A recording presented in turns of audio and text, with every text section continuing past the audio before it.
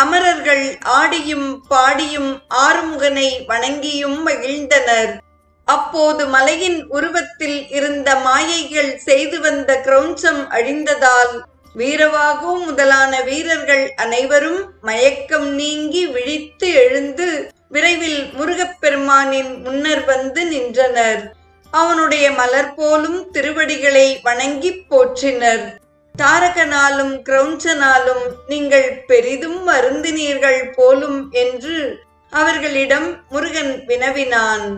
இக்காட்சியையும் ஆங்கது காலை தன்னில் அளப்பிலா மாயை வல்ல ஓங்கலது இறப்ப அங்கன் உறங்கிய வீரரெல்லாம் தீங்குறு மையல் நீங்கி கதுமெனச் சென்று செவ்வேள் பூங்கடல் வணங்கி நின்று போற்றிய புடையின் நின்றார் என்று இக்காட்சியையும் கண்முன்னே கொண்டு வருகிறார் கச்சியப்பர்.